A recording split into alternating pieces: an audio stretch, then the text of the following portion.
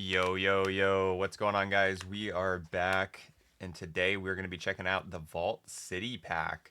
Um, so let's just jump right on into it.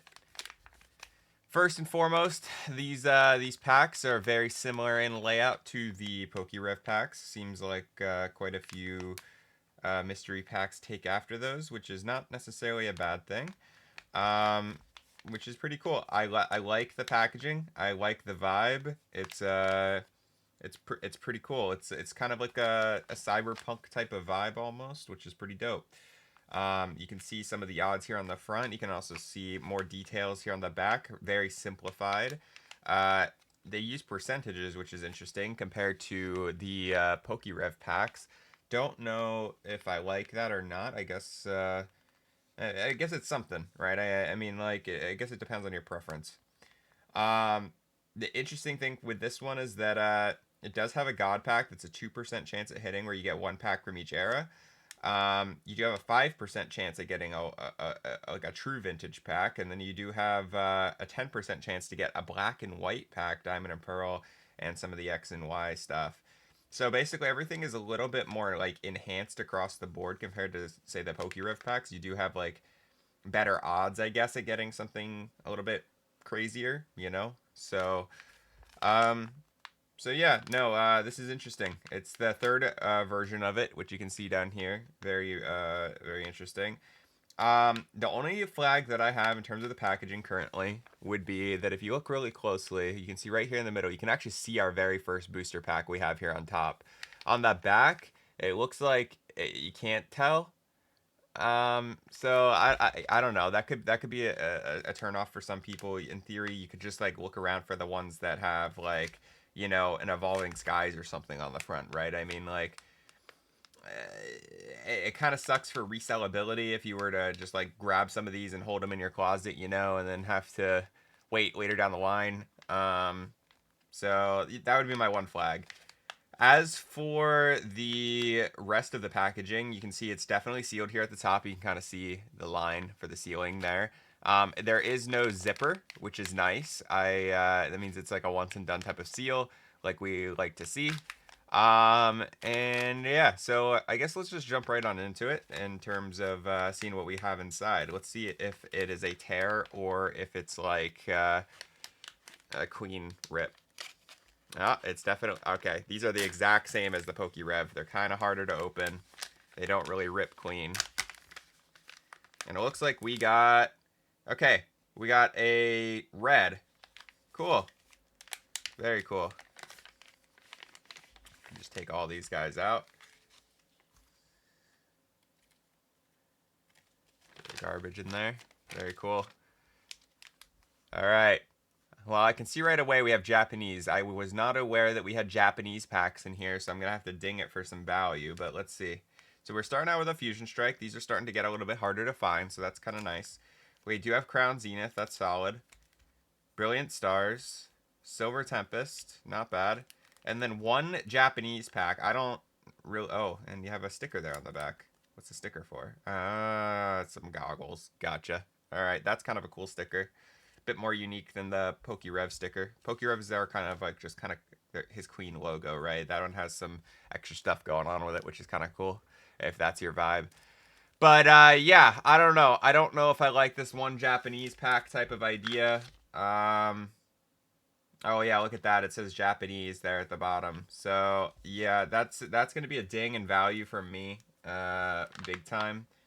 That's because it says 5 Sword and Shield, so that counts as one of our packs.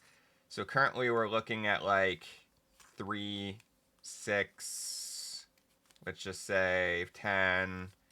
Let's value Fusion Strike at $5 since it's getting a little bit harder to find. We're looking at $15 in value from these packs, roughly, if you're going off of like current like buyable prices. If you're talking about market value, maybe a little bit higher.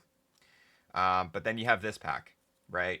And so the thing that I don't like about having Japanese in here is that these packs are weighable. Chances are this is a weighed pack. We have no idea.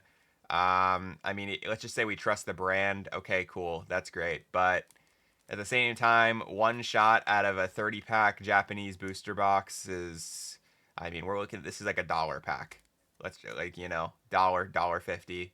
maybe maximum $2 depending on the set, right? Like, it's not great value, and the chances of you getting something out of here are quite low. So I don't like that from a value standpoint.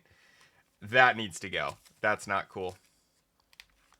Finally, we do have a red pack. So this is going to be Sun and Moon, X and Y. It also says it can be a Japanese era pack. So yeah, let's just see. I do like how shiny it is. I think that's cool. That's a little different. So I dig that. All right, let's see what pack we have inside. We have a Lost Thunder booster pack. Okay, so Sun and Moon era. This retails for around $20. So that helps us make up some of the value. We're looking at about 35 in value on this. I forget how much I paid for this, but I'm sure you can check out the VaultCity website and figure out like what the 3rd edition was, listed at. I'm gonna guess. I think it was I think it was like $55. Let me see. Can I check really quick? I might be able to check. Just double checking here. See if it. Ah, there it is. $58 for this, plus shipping. So 35 from a value standpoint, I'd say this is actually a pretty bad value. That's not great, but you also do have higher odds for some of these other tiers. I don't know. I don't know how I feel about it, but I do know the Japanese pack is a miss. So anyway, yeah, let's just jump right on into it. Let's see what we got inside. We'll start with the Japanese pack. Chances are there's nothing in here, but hey, you never know, I guess. Yeah, nothing in there. All right, Silver Tempest. Can we get the Lugia? Can we get the Lugia? The answer is nope.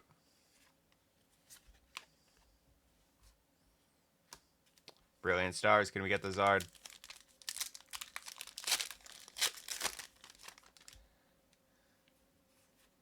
Nope. One of these days we'll get something good, guys. Crown Zenith. Crown Zenith. Pretty good hit rate in the set. Yeah, okay, cool. We got something. We got something. I'll take it. I will take it. Next up, we got Fusion Strike. Can we get the Gengar Alt Art or the Espeon? You never know. All it takes is one.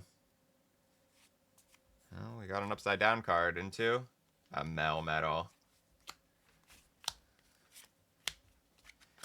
And finally, Lost Thunder. We're going to go Lugia hunting. Pretty sure there's a Lugia in this set, if I recall correctly. Sun and Moon. Onyx. We got that Ralts, Cyndaquil, Pineco, Combi, Larvitar, Shedinja. No dice. Alright, guys. Well, I don't know if I need to say anything else about this. I'm not going to talk about the hit rate. I mean, we don't know if these packs are legit or not, but what I do know is I don't like having that Japanese pack inside. Kind of ruins the vibe.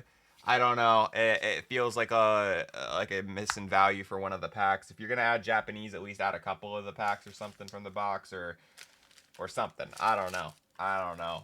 Or just don't do Japanese in general. Or if you are going to do Japanese, make sure it's all Japanese. It feels like a bit of a miss for that one. And that's been my review of the VaultCity packs. I don't know. Let me know what you guys think. Thanks for watching. I'll catch you guys on the next one. Peace.